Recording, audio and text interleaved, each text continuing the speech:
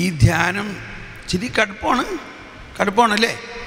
പക്ഷേ ആദ്യത്തെ ദിവസം വളരെ ബുദ്ധിമുട്ട് തോന്നും, ഇവിടുന്ന് എനിക്ക് ഓടാൻ വരെ തോന്നും.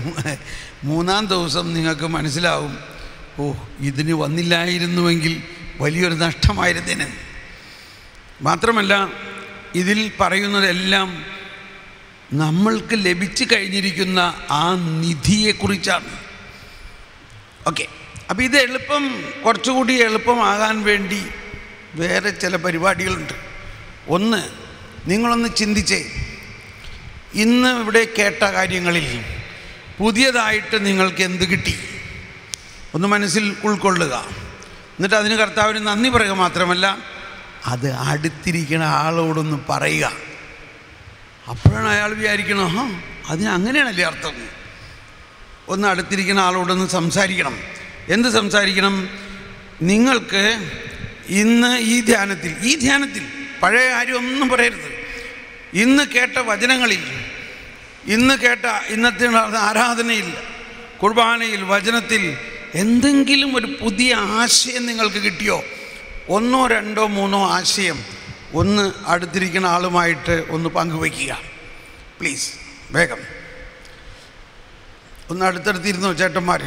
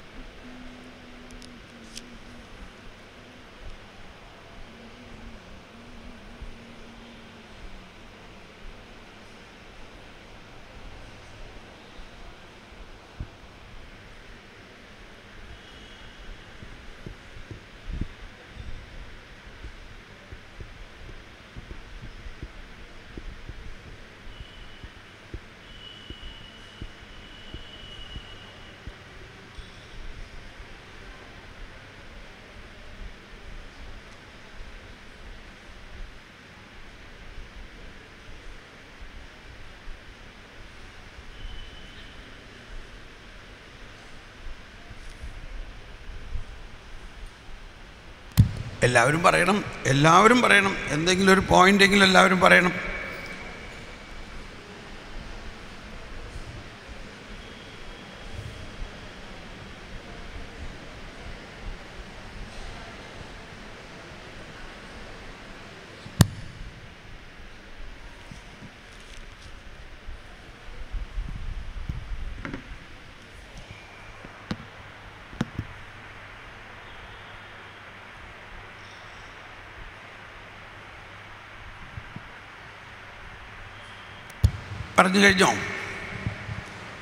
പറഞ്ഞു കഴിഞ്ഞെങ്കിൽ അടുത്ത പരിപാടി എന്താ നിങ്ങൾ പറഞ്ഞത് എന്നിവിടെ വന്ന് പറയണം. എന്താ നിങ്ങൾ പറഞ്ഞതെന്നും എന്താണ് നിങ്ങൾ കേട്ടത്. അപ്പോൾ 2 കാര്യം, നിങ്ങൾ ഒരു സെൻറ്റൻസ് അങ്ങോട്ട് പറഞ്ഞു, അവരൊരു സെൻറ്റൻസ് ഇങ്ങോട്ട് പറഞ്ഞു. 2 കാര്യം. നിങ്ങളിൽ കുറച്ച് പേര് വന്നിട്ട് ഓടി വന്നൊന്ന് പറയും. നിങ്ങൾ ശുശ്രൂഷകരാണ്, നിങ്ങൾക്ക് കൂടുതൽ വലിയ ദാനങ്ങൾ തരാൻ വേണ്ടി കൂടിയാണ്. ഇപ്പം നിങ്ങൾ പറഞ്ഞത് അമ്മച്ചു വാ, ചേച്ചി വാ, കണ്ടോ, ഓടി വാ, അടുത്ത ആൾ വേഗം ഓടി വായോ, ഇവിടെ വാ, ഇങ്ങോട്ട് വാ.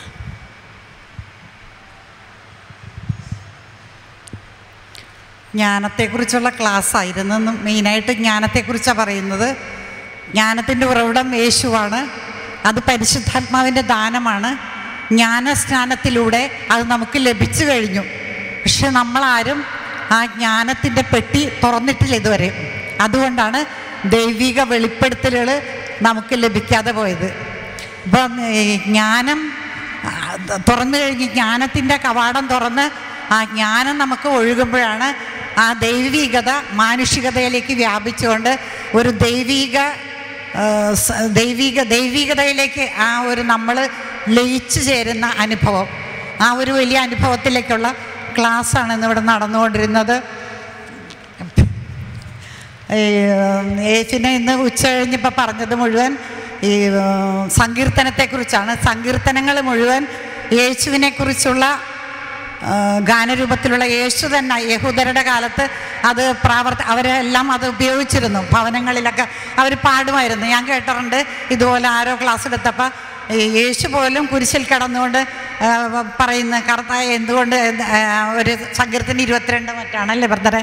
ആണ്, സങ്കീർത്തനം 22 ഈശോ കുരിശിൽ കിടന്നുകൊണ്ട് പ്രാർത്ഥിക്കുന്ന പ്രാർത്ഥന. അപ്പോൾ അത് പൂർത്തിയാക്കിയിട്ട് ദിവസവും ഒരു സങ്കീർത്തനമെങ്കിലും ചൊല്ലാതെ യഹൂദ ഭവനങ്ങളിൽ ആരും ഉറങ്ങാറില്ലെന്ന് പറയുന്നത്. അപ്പം അതുപോലെ ഈശോയും പരിശുദ്ധ അമ്മയും ഔസേപ്പിതാവും ഒക്കെ ഇത് ആ വേല ചെയ്യുമ്പോഴും ആനന്ദത്തോടെ പരിശുദ്ധാത്മാവിന് നിറവില്ലെന്ന് ഇതുപോലെ ചെയ്യുമായിരുന്നു എന്ന് പറയുന്നു. അപ്പം ഇത് ഗാനരൂപത്തിൽ നമുക്ക് ഏറ്റവും എളുപ്പമായ രീതിയിൽ ബ്രദർ അത് സജ്ജീകരിച്ച് തന്നിരിക്കുകയാണ്. ഇപ്പം അത് പാടി അങ്ങനെ പ്രാർത്ഥിച്ച് ഇപ്പം ഞാനവിടെ കണ്ടത് ആ പെൺകുട്ടിയും അവരെല്ലാവരും കാണാതെയാണ് ഇത് ആലപിക്കുന്നത്. ബ്രദർ ഇവിടെ നിന്നിട്ട് കാണാതെ ആലപിക്കുകയാണ്. നമ്മളും ഇതുപോലെ നമ്മളും വളരണം, ഉയരണമെന്ന് ബ്രദർ ആഗ്രഹിച്ചുകൊണ്ട് ഏറ്റവും ലളിതമായ ഭാഷയിൽ ആത്മീയ നിറവിൽ നിന്ന് നമുക്ക് തരുന്ന ഈ ക്ലാസ്സിനെ ഓർത്ത് ദൈവത്തിന് ഒത്തിരി ഒത്തിരി നന്ദി പറയുന്നു. Thank you. അടുത്ത ആൾ വരാം.